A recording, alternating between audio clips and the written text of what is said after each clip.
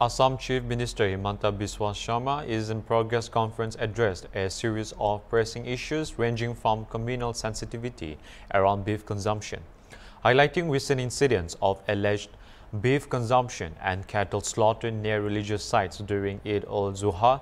The Chief Minister reiterated the provisions under the Assam Cattle Preservation Act. He emphasized that the preventive directive is aimed at maintaining communal harmony and stopping deliberate attempts to provoke sentiments.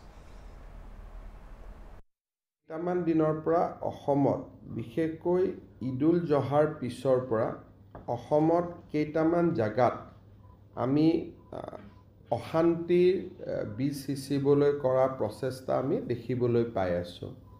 প্ৰথমতে ধুবুৰীৰ পিছত লক্ষীপুৰৰ পিছত লখিমপুৰত আৰু লখিমপুৰৰ পিছত গোৱালপাৰা আৰু এতিয়া হোজাই। ক'ব গ'লে সাম্প্ৰদায়িকভাৱে বা যিমানখিনি জাগাত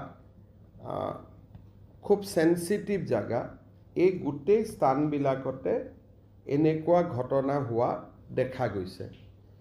আৰু এই গোটেই ঘটনাবিলাক যেতিয়া আমি চাওঁ তেতিয়ালে আমি দেখা পাওঁ যে য'ত এনেকুৱা ঘটনা হৈছে তাৰ ওচৰত এনেকুৱা লোকেলিটি আছে যিসমূহ লোকেলিটিত সাধাৰণতে ঈদুল জহাৰ সময়ত গৰু মাংস খোৱাৰ এটা ব্যৱস্থা চলি আছে। আমাৰ যিখন ক্যাটল বিল আছে বা আমাৰ যিখন ক্যাটল আমাৰ প্ৰিজাৰ্ভেশ্যন বিল আছে সেই বিল অনুসৰি যদি হিন্দু মানুহ থাকে তাৰ 5 কিলোমিটাৰত কোনো মানুহে যদি মন্দিৰ আছে বা আমাৰ নামঘৰ আছে তাৰ 5 কিলোমিটাৰত এই ধৰণৰ মাংস তেওঁলোকে খাব নোৱাৰে। সেইটো আইনী ব্যৱস্থা আছে। কিন্তু ধুবুৰীতে হওক আন জায়গাতে আপোনালোকে ধুবুৰীত জানে যে গুৰুদ্বাৰা আটাইতকৈ দেশৰ এটা অন্যতম গুৰুদ্বাৰা তাতে আছে আৰু তাত কাষত অজস্ৰ মন্দিৰ তাতে আমি দেখিবলৈ পাওঁ। গতিকে তাৰ within the radius of 5 kilometre এই বস্তুটো সম্পূৰ্ণ নিষেধ কৰা আছে।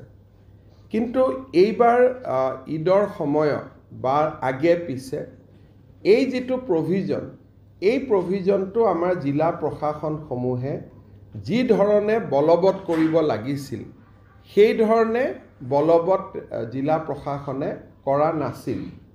ফলত মানুহো সচেতন নহল। আমি মানুহক যদি সচেতন কৰি ক'লোহেঁতেন যে উইদিন 5 কিলোমিটাৰছ এইবিলাক আপোনালোকে খাব নোৱাৰে কাটিব নোৱাৰে হয়তো আজিৰ ঘটনাটো নহলহেঁতেন। এতিয়া তেওঁলোকে যিহেতু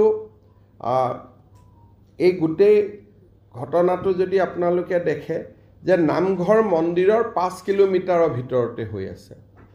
গতিকে আমি জিলা প্ৰশাসনক নিৰ্দেশ দিছোঁ যে আমাৰ ক্যাটল প্ৰিজাৰ্ভেশ্যন আইনৰ যিটো এটা গুৰুত্বপূৰ্ণ দফা আছিল যে মন্দিৰ নামঘৰৰ 5 কিলোমিটাৰ